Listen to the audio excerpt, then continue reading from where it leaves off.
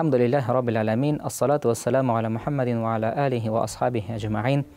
اللهم علمنا بما ينفعنا وانفعنا بما علمتنا وزدنا علما.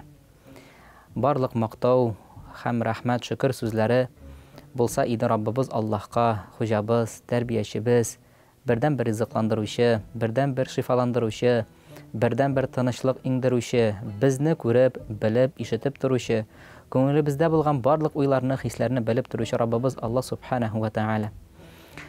Салават шәрифәләр булса иде пәйгамбәребезгә, Мөхәммәд алейһиссалату вассалам, шушы дөньяга рәхмәт итеп иңдерелде, ахыргы пәйгамбәр итеп җибәрелде.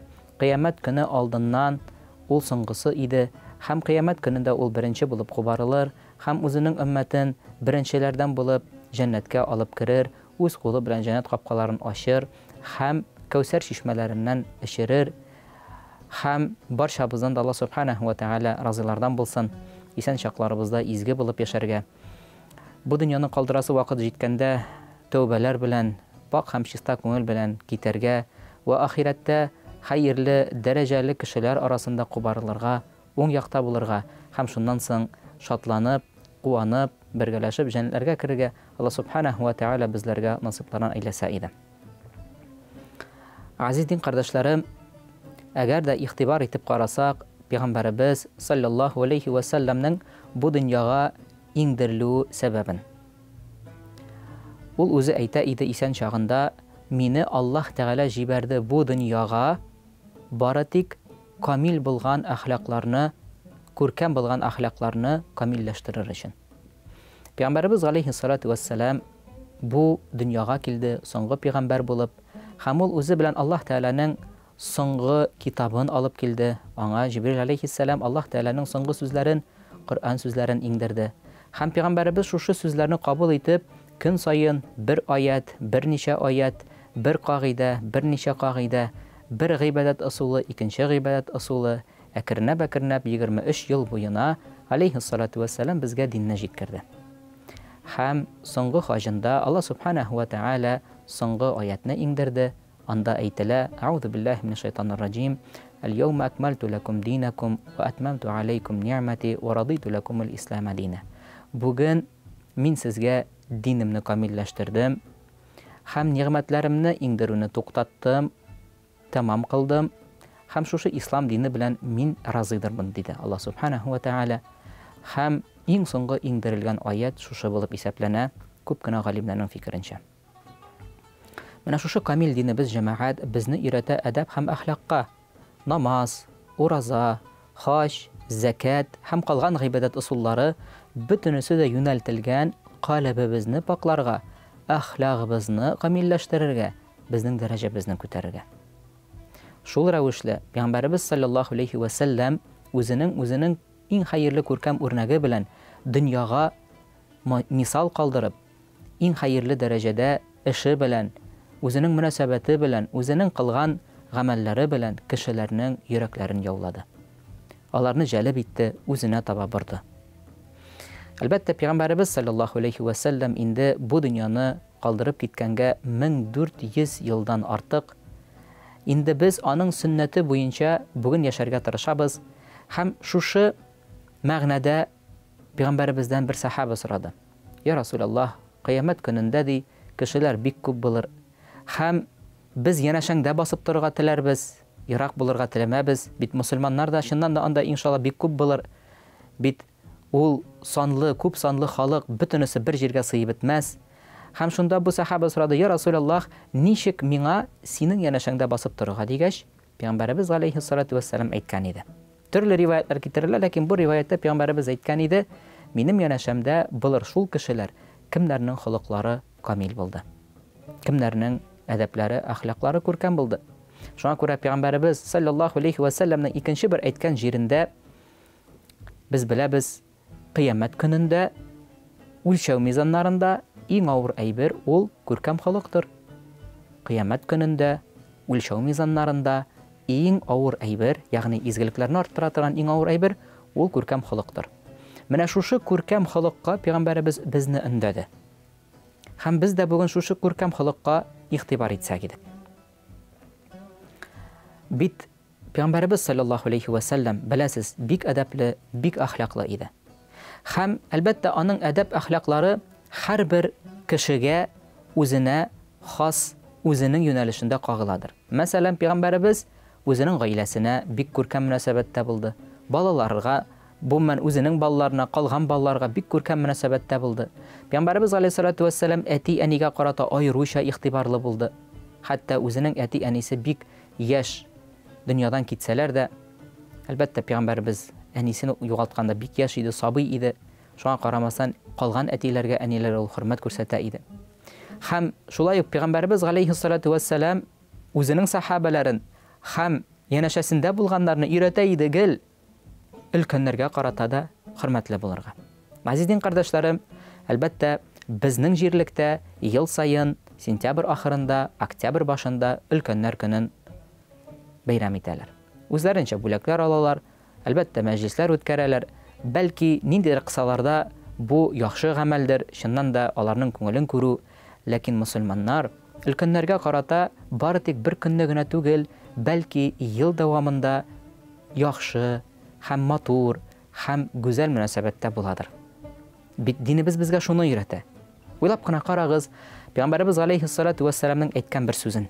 Ol ayta, sizning arağızdan eng xayrligiz şuldur, kimning g'umri uzun bo'ldi, ham amallari izgi bo'ldi. Bir vaqtda İslam qabul etgan sahabalar Peygamberimiz aleyhissalatu vesselam yanaşasında ilm alganlar ham aralarından birisi erta ketdi. Albatta bilasiz, sahabalar ul vaqtda bik qatı jabirlandilar. Ham şuшы jabirlavlar anarga da lakdi. Ham şol sababli ul bik erta ketdi. Ham bir yıldan so'ng ikinci sahaba şulay erta ketdi. Ham ikinci bir sahabaning tushuna bular kirdi. Ham tushda bu imish so'ngroq ketgani ertaroq kirdi deyila jannatga. Ham Peygamberimizdan so'radilar, ya Rasululloh, necha kindi? U bit birinchi ketgan edi. O bit şahid derecesinde bulgan idi. İkincisi o'z o'limi bilan ketdi, so'ngroq ketdi degach, Peygamberimiz ayta, "Abit ul bir yılga ko'proq yaşamadimi?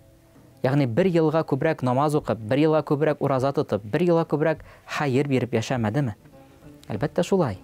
Shunga ko'ra, aziz din qardoshlarım, biz sizning bilan bu ma'noda ikki asıl nuqtani unutmasak edi. Birinchisi, dinda bo'lgan ulkan kishilar Allah qarshısında ihtiramlı. Dinde bulgan ülken kişiler Allah karşında ihtiramlı. Hem ikincisi, aziz din kardeşlerim, qart bulup, ülken bulup, eğer de amellerin hayırlı tügül iken, turmuşun zayağa ötken bula.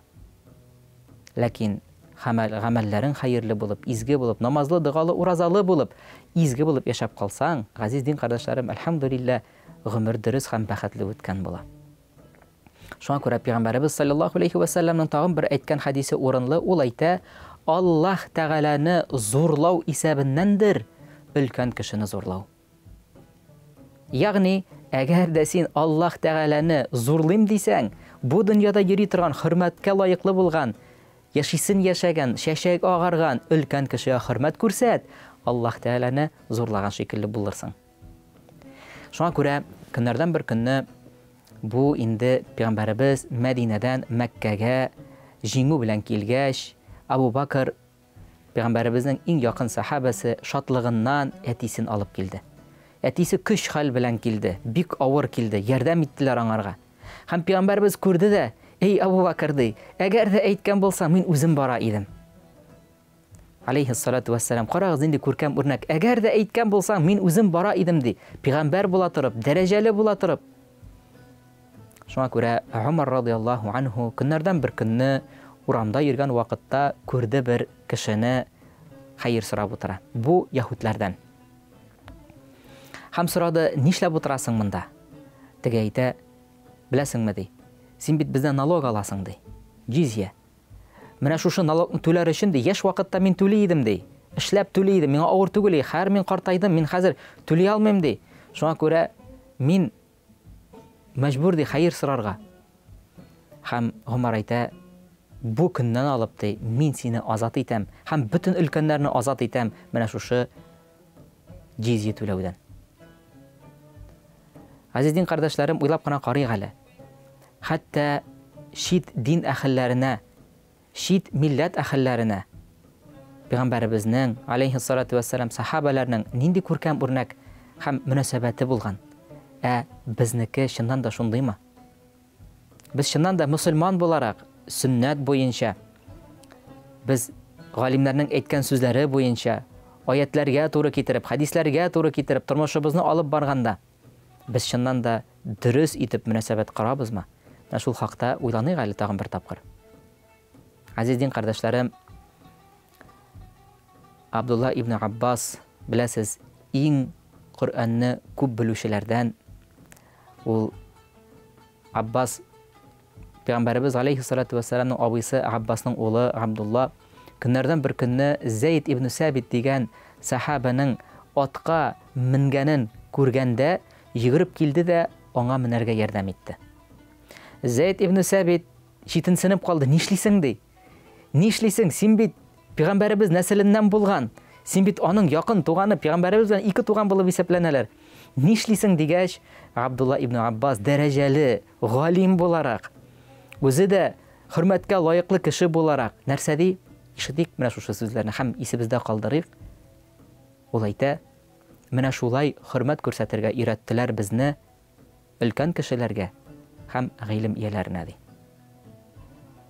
Шуңа күрә көннәрдән бер көнне Пәйгамбәребез алейһиссалату вассалам вагаз сөйләгән вакытта ак чәчле бер сахаба мәчеткә кереп, урын таба алмыйча читтә генә утырды. Сахабалар кузгалмадылар. Менә шул вакытта вагазын бүлдереп Пәйгамбәребез бөтенебез дә белә торган мәшһүр хадисне әйтте. Ул әйтә, безнең арабыздан түгелдер шул кем сабыйларга карата йомшаклык күрсәтми, өлкәннәргә карата хөрмәт күрсәтми. Мөселман кешесе үзеннән яшәрәк булган, бигрәк тә бала кешегә гел йомшак һәм аларның кирәкмәгән сорауларын, ялгыш эшләүләрен гел гафу итә һәм өлкәннәргә карата гел хөрмәт күрсәтә. Шуңа күрә Пәйгамбәребез алейһиссалату вассалам вагаз яисә дәрес алып барганда, сахабалар күп иттереп җыелган вакытта ул әйтә иде: башта минем яныма утырсын галим һәм өлкәннәр, аннарысын яшьрәкләр, аннарысын тагын да яшьләр. Ул аңлатып бирә иде, газиз дин кардәшләрем, кем беренче утырырга тиеш, кем уртада, кем ахырда. Шуңа күрә без әгәр дә игътибар итсәк, үзебезнең өлкәннәргә карата булган мөнәсәбәтебезне, хәтта мәсәлән мәчеткә керәбез, анда утыра бабай, яисә әби, алар белән исәнләшеп чыгу. Бу бит бик зур дәрәҗә. Аларга яхшы сүз әйтеп, аларны шатландыру. Беләсез, өлкәннәр нәрсә ди? Безгә күп кирәк түгел, безгә бер матур сүз әйтсәгез, шул җитә инде ди. Уйлап кына карагыз, ничә еллар әле дин тыелган вакыттан бирле мәчеткә йөргән, намазда булган бабай мәчеттә утыра. Яшь егет килеп керә әле ул, яше дә яшь, һәм күптән түгел намазга баскан. Әгәр дә шушы өлкән белән исәнләшеп китсә, әз генә сөйләшеп утырса, шундый рәхәт булыр иде, аның күңеленә җылы хисләр керер иде. Һәм безнең елдан елга бәлки күренә торган зур бер мактанмаслык бер ноктабыз бар. Ул да булса яшьләр өлкәннәрне аңламый, өлкәннәр яшьләрне аңламый. Менә шушы ноктаны җылытып, агартып җибәрергә бер сәбәп булыр иде түгелме? Янәшәдә яши торган күрше әбисе булсын, күрше бабасы булсын. Яисә бергә эшли торган миннән шактый гына өлкәнрәк, чәче агарганрак бер абый апа булсын.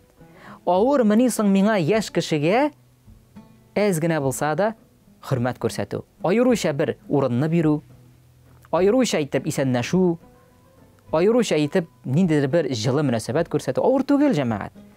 Ләкин күпчелек очракта шайтан үзенең эшен эшли, безнең күңелебезгә начар хисләр кертеп, өлкәннәргә карата хөрмәтсезлек тарата. Уйлап карагыз, көннәрдән бер көнне Пәйгамбәребез алейһиссалату вассалам юлда басып тора торган бер әбине күрде. Нишләп торасың дип сорагач, менә төенчекләрем авыр, берәр ярдәм итмәс микән диеп, әйдә кая барырга дип Пәйгамбәребез саллаллаһу алейһи ва саллям шу төенчекләрне алып китте. Бергә барган вакытта бу әби әйтә: "Улым, мин сиңа киңәш бирәм" ди. Беләсеңме ди? Менә безнең тирәлектә бер егет барлыкка килгән. Шундый әллә нәрсәләр сөйли, кешеләрне Бута бетерде. Әгәр дә син аны тыңласаң, сине дә бутыячак. Бер үк тыңлый күрмә. Аның исеме Мөхәммәд ди. Пәйгамбәрбез тыныч кына барды да бераз вакыттан соң елмаеп, Мөхәммәд бит ул мин ди. Әби нишләргә белмәде, кызарды, урын таба алмады. Бераздан соң ушына килгәч, ашһаду ан ла илаха илляллаһ ва ашһаду анна Мөхәммәдән абдуху ва расулуһу дип ислам кабул итте. Менә бу үрнәк, күркәм үрнәк.